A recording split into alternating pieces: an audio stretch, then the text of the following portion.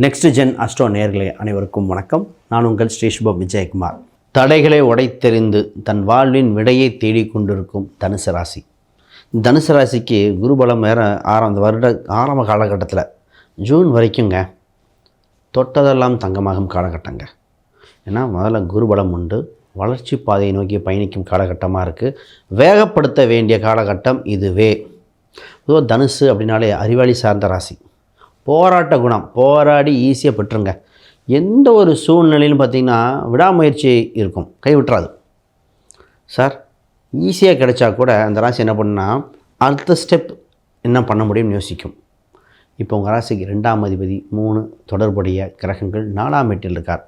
2, 3 நாளில் இருக்கும்போது பார்த்திங்கன்னா முதல்ல இந்த ரியல் எஸ்டேட்டு, சினிமா சம்மந்தப்பட்டது, கம்ப்யூட்டேஷனல் ஃபீல்டில் இருக்கிறவங்க இவங்களுக்கு அற்புதமாக இருக்குது. உழைக்காத வருமானம், அதாவது ஒரு கமிஷன் வகையில் வருமானம், இந்த சீட்டு பிடிக்கிறது, இது மாதிரி காலகட்டம் அற்புதமாக இருக்குது. ஆனால் என்ன, வீடு வாங்கலாமா இடம் வாங்கலாமான்னு பார்த்தா செகண்ட் ஹேண்டு சம்மந்தப்பட்டது ஓகே.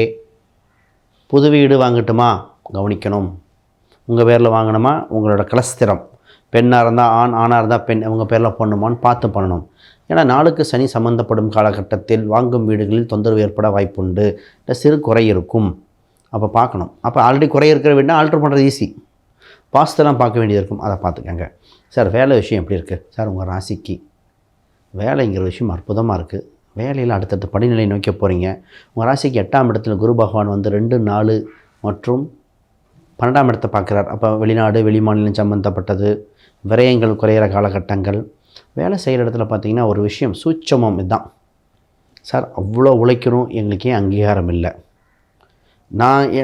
என்னை போட்டியாகவே நினைக்கிறாங்க, நான் எது செஞ்சாலும் காம்படிஷனாக நினைக்கிறாங்க, கண் திருஷ்டியாக இருக்குமோ, இந்த மாதிரிலாம் தோணும். பொதுவாக ஒரு சில திருஷ்டிகள் வந்தது உண்மைதான். ஒரு லக்ன ரீதியாக பார்த்தா சின்ன சின்ன வீட்டிலே வச்ச நவதானியங்கள் வச்சு ஒரு பரிகாரம்லாம் கொடுக்கலாம். அப்போ அந்த திருஷ்டி தோஷத்தை போக்கிக் கொள்ள வேண்டிய கால சூழ்நிலை. இப்போ வேலையில் ஒரு சின்ன ஒரு அப்லிஃப்ட் இருக்குது. இந்த வேலையை கவனமாக பிடிச்சிக்கங்க. ஜூனுக்குள்ளே எவ்வளோ லாபத்தை சம்பாதிக்க முடியுமோ பண்ணிக்கங்க.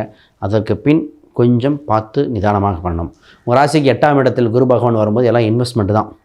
பெரிய அமௌண்ட் டெபாசிட் பண்ணுறது, அடகு வைத்த நகையை மீட்கிறது, அடகு வைக்கிறது, இன்சூரன்ஸ் சம்மந்தப்பட்ட விஷயங்கள் இதில் கவனமாக செய்ய வேண்டும். நகை பணம் வெளியே எடுத்துகிட்டு போகும்போது கவனம். அப்போ இந்த விஷயத்தை கவனமாக தான் இருந்துக்கணும். சார் பிஸ்னஸ் எப்படி இருக்கும்? பொதுவாக தனுசு ராசி ஒரு பெண், அதாவது அரௌண்ட் 40 மதிக்கத்தக்க பெண்ணை வேலைக்கு வைத்து செய்வது சிறப்பாக இருக்காது. 10ஆம் இடத்தில் சுக்கிரன் நீச்சம் பெறும் காலகட்டத்தினால அந்த பொதுவாக இந்த ராசி வெள்ளிக்கிழமை தொடங்க சொல்ல மாட்டோம். சார் வெள்ளிக்கிழமை வேண்டாங்கன்ட்டுவோம். ஏங்க வெள்ளிக்கிழமை நல்ல நாளுங்க? சார் உங்கள் வெள்ளிங்கிற சுக்கிரன் நீச்சம் அடையாது, தொழில் தரங்க.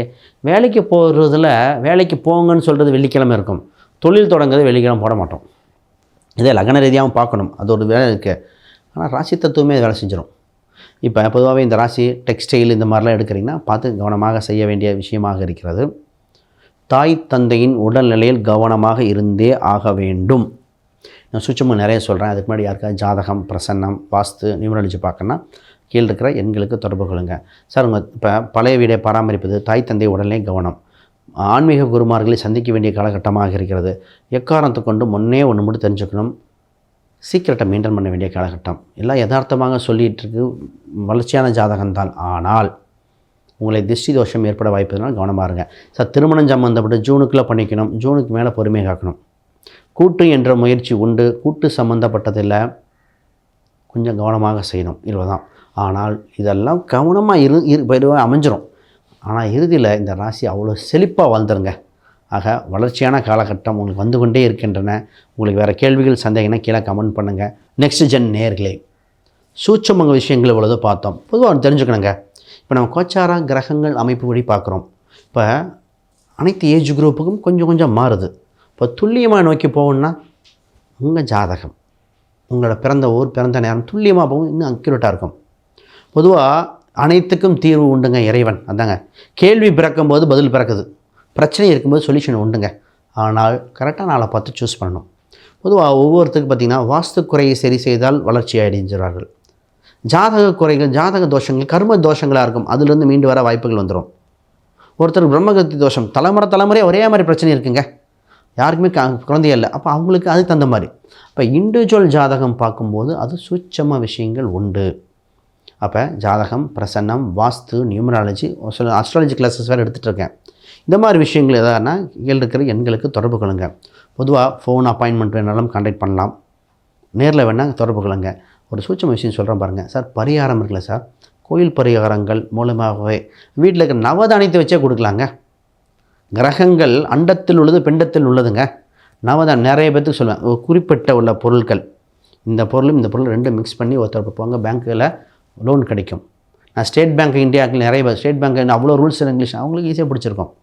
அப்போ இண்டிவிஜுவல் ஜாதகம், உங்கள் லக்னம் என்ன, 2ஆம் அதிபதி என்ன, வேலை என்றால் 6ஆம் அதிபதி. ஒரு சூட்சம வேலை சொல்ல பாருங்க, அவருக்கு 6ஆம் அதிபதியில் அவ்வளோ கஷ்டப்பட்டார். 6ஆம் அதிபதி 8ல் மறைஞ்சிருக்கார். இரவு நேரம் வேலை கஷ்டம். ஸ்விக்கி ஜொமேட்டோ ஓட்டுறதோட மோசம் ஓட்டிகிட்ருக்கார்.